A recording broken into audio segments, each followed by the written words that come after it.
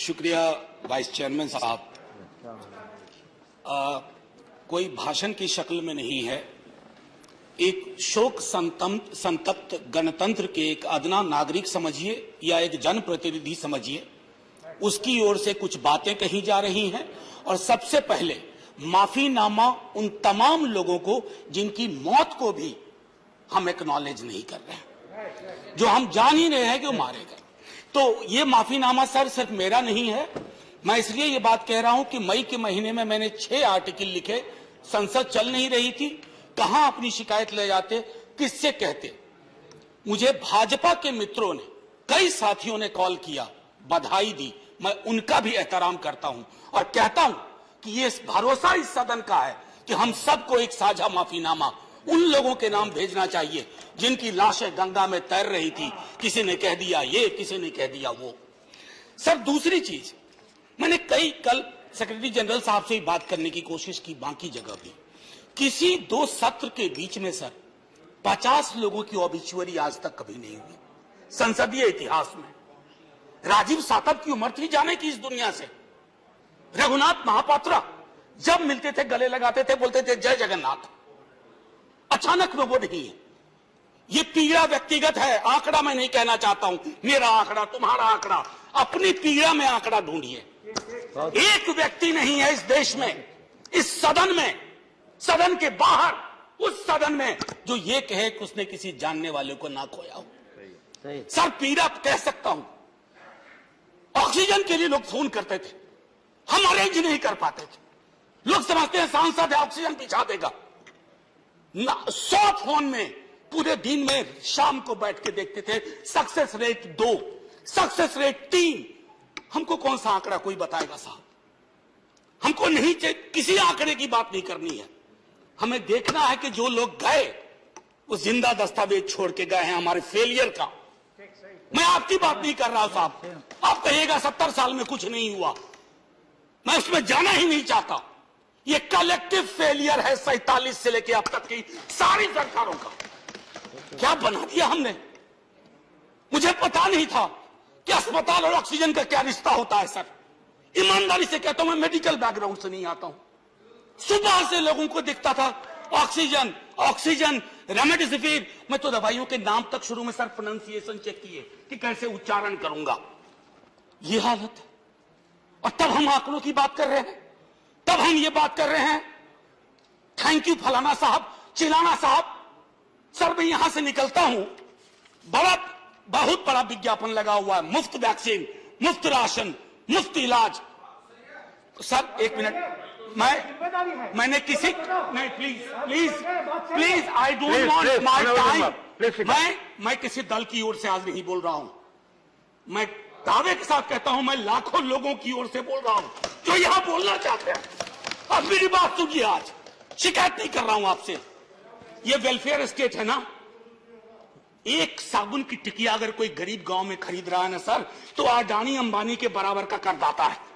आप उसको कह रहे हो मुफ्त वैक्सीन, मुफ्त इलाज, मुफ्त राशन। नहीं साहब, कुछ मुफ्त नहीं है, उसका स्टेट है, इस वेलफेयर स्टेट का कमिटमेंट है। उसको आप डिनाग्रेट मत करिए, डेमोनाइज मत करिए, उसे बौना मत बनाइए, ये आग्रह है मेरा। सर मैं इससे पहले की कुछ और बातें कहूं, मेरे पास सही वक्त है। सर इस कोरोना को मैं भी मानता हूं, मेरे पूर्व के वक्ता कुछ कह रहे थे, ये चैलेंज है हमारे लिए सर। बहुत बड़ी बड़ी बातें नए कानून की हो रही है। राइट टू हेल्थ की बात क्यों नहीं करते हम लोग? राइट टू हेल्थ, स्वास्थ्य का अधिकार, उसमें कोई किंतु परंतु लेकिन परंतु नहीं, सीधे तौर पे स्वास्थ्य का अधिकार constitutionally guaranteed. Right to life के साथ लिंक करिए, किसी अस्पताल की मजाल नहीं होगी कि वो उस खिलवाड़ कर पाए उस राइट टू लाइफ का। करना नहीं चाहते। राइट टू वर्क, उस पर काम करिए।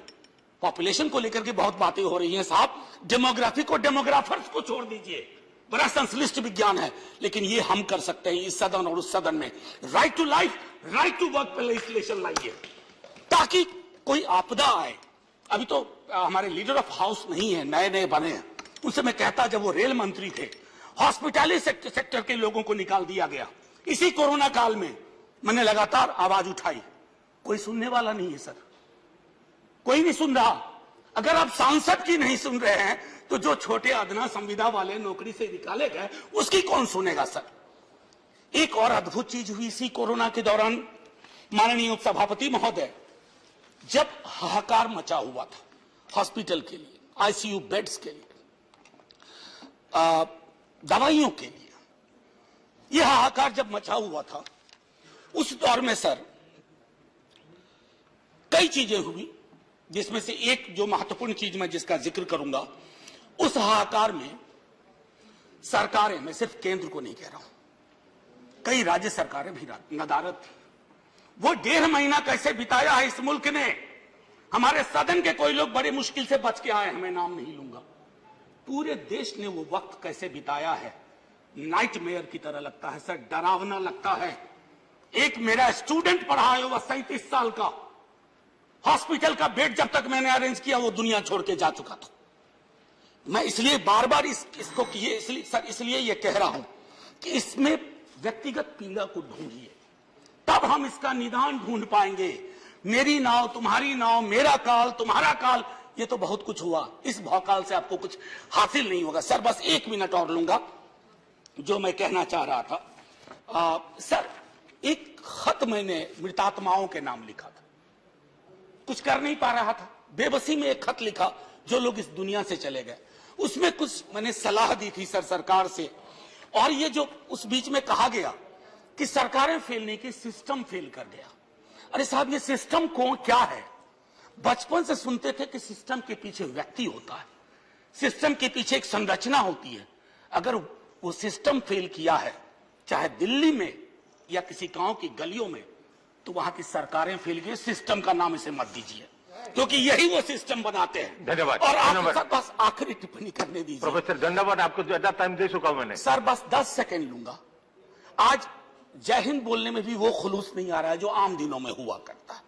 मैं सिर्फ इतना आपसे आपके माध्यम से कहना चाहता हूं, मैंने एक शिकायत नहीं की सर, किसी से नहीं। किससे शिकायत करेंगे?